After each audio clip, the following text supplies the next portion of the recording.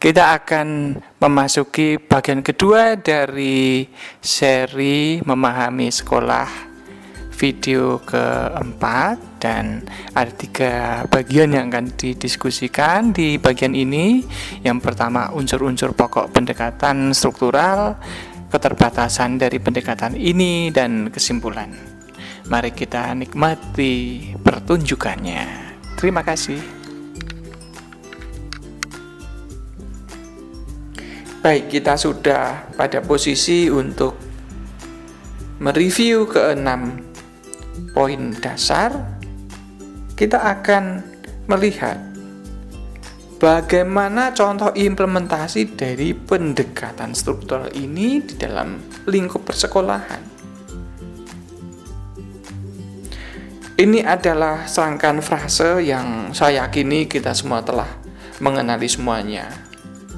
Ada hierarki, struktur lembaga, rencana strategis 5 tahunan atau Renstra, kemudian rencana pengembangan sekolah, program tahunan, program semester, kebijakan, manual, standar, formulir, prosedur operasional standar, dan penjaminan mutu. Namun dalam hal ini saya tidak akan memberikan penjelasan detail satu persatu. Saya hanya akan berikan ilustrasi beberapa hal yang sekiranya akan memperluas pemahaman kita bersama. Ketika kita masuk kantor kepala sekolah, dindingnya pasti akan dipenuhi dengan bagan struktur organisasi dan data-data lain. Kita akan menjumpai organogram yang menggambarkan hierarki. Kepala sekolah digambarkan berada dalam posisi yang tertinggi dan dibantu oleh wakil-wakilnya. Organogram yang diambil sebagai ilustrasi ini berasal dari TK Strada Dewi Sartika II. Dan Anda tahu, karena lingkupnya TK, maka strukturnya pun cenderung ceking, kurus. Unit yang kecil dengan wilayah kerja yang sangat spesifik, yaitu taman kanak-kanak. Ilustrasi yang lain dari pendekatan struktural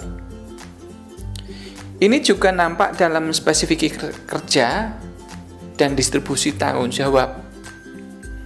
Ilustrasi ini menggambarkan dokumen tugas dan tanggung jawab kepala sekolah dan wakil kepala sekolah SMP Strada Bakti Utama. Ada listnya, ada apa yang dilakukan do's dan apa yang tidak dilakukan don'ts. Itu di scroll down pasti ada dokumen itu. Ini hanya sebagai ilustrasi saja. Pendekatan struktural juga bisa dilihat dari sebuah dokumen promosi lembaga. Kita sekali lagi ambil ilustrasi pencapaian dari organisasi perkumpulan Strada untuk tahun 2017 sampai 2019.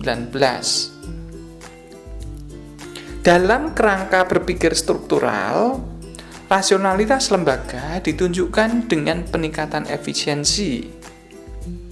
Mari kita perhatikan secara detail. Ketercapaian apa saja yang coba dikomunikasikan oleh Strada kepada publik. Dokumen ini tersedia di Instagram, di Facebook, di Google, dan dimanapun, maka ini merupakan sarana bagi lembaga ini untuk rasional, ya. Nah, rasionalitas dan pendekatan ilmiah itu ditunjukkan melalui data-data yang ditampilkan. Ada 7 data di dalam satu dokumen flyer yang sangat succinct atau ceking ini. Pertama, ada informasi tentang semakin banyaknya kejuaraan yang dicapai para siswa. Ada gambar pialanya. Kedua, ada indeks kepuasan pengguna lulusan yang tinggi. Ketiga, indeks ketercapaian profil lulusan yang tinggi juga. Keempat, indeks tingkat kepuasan pembelajaran yang semakin baik. Kelima, jumlah penerima beasiswa yang tinggi dan semakin meningkat. Keenam, adanya peningkatan jumlah siswa yang diterima.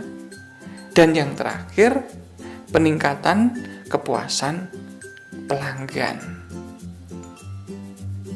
Dalam dokumen ini saja kita bisa mendapatkan 7 informasi penting.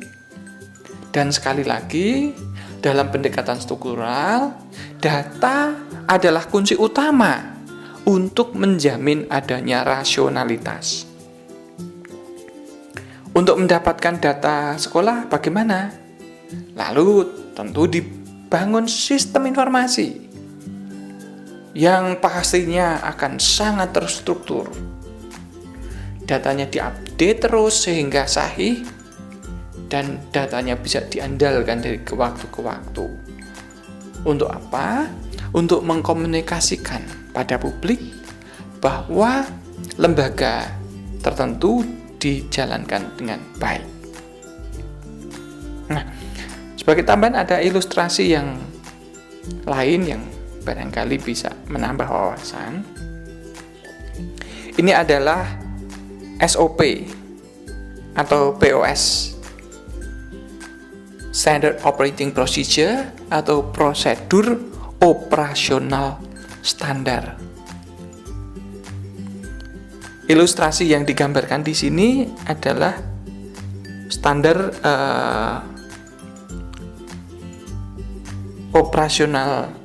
prosedur operasional standar untuk monitoring perkuliahan di Universitas Sanata Dharma. Prosedur operasional standar adalah dokumen yang berisi 1.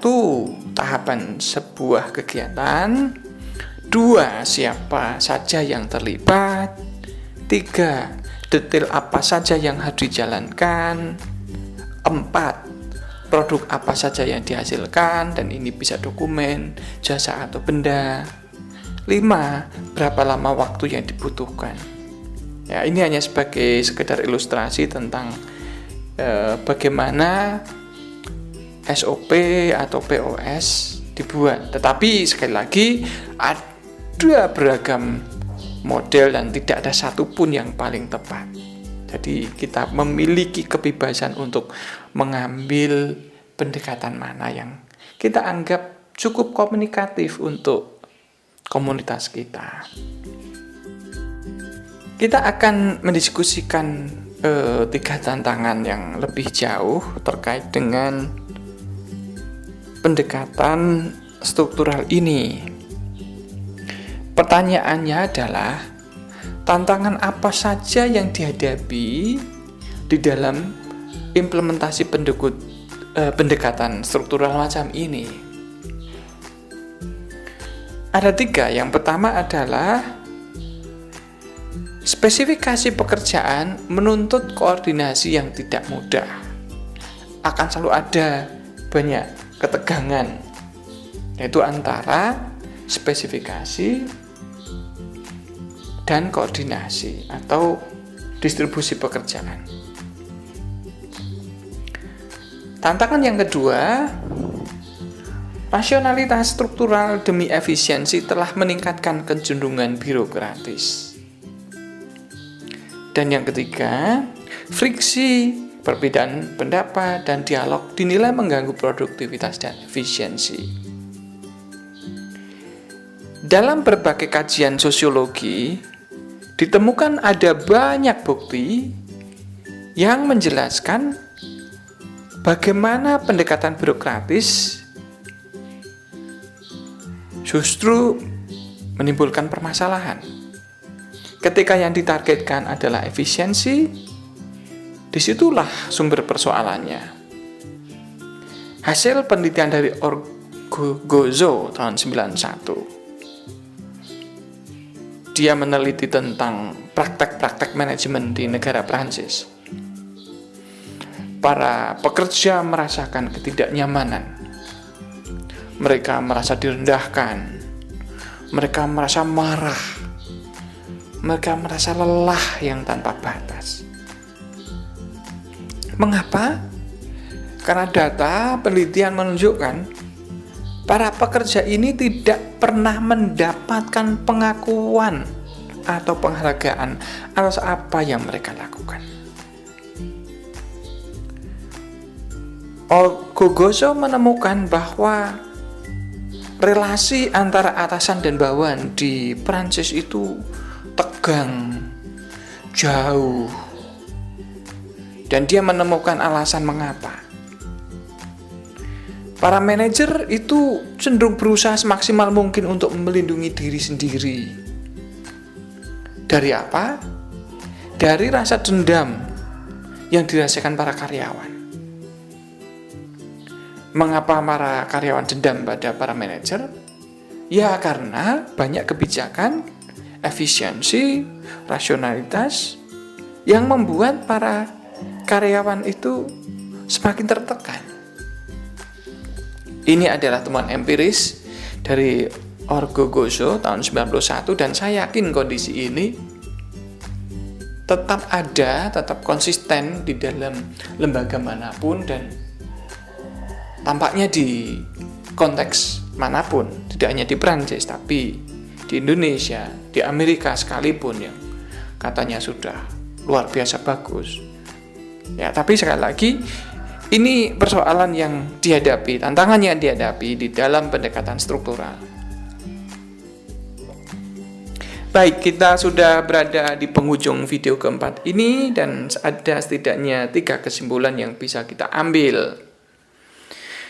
Pertama, pendekatan struktural berkembang seiring dengan tumbuhnya birokrasi modern.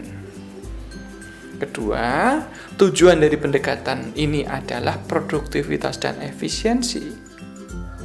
Ketiga, penekanan pada produktivitas dan efisiensi bisa mengorbankan orang-orang yang terlibat di dalamnya.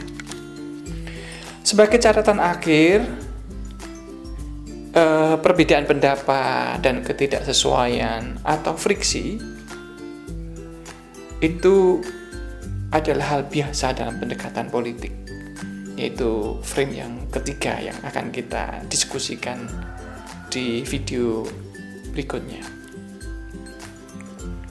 Namun dalam pendekatan struktural, friksi atau perbedaan pendapat itu aib yang mencoreng otoritas pihak yang berwenang.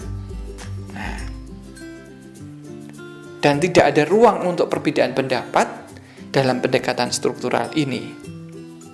Nah, sekali lagi ini merupakan pancingan berpikir kritis bahwa satu persoalan perbedaan pendapat dalam pendekatan struktural adalah aib, tetapi bagi pendekatan politik itu adalah rahmat, berkat. Nah, sekali lagi ini pancingan. Dan mari kita bersyukur karena kita sudah menyelesaikan video seri Memahami Sekolah 4. Terima kasih telah mempelajari video ini dan jangan lupa bahagia. Stay safe, stay home, and stay happy, dan berkah dalam.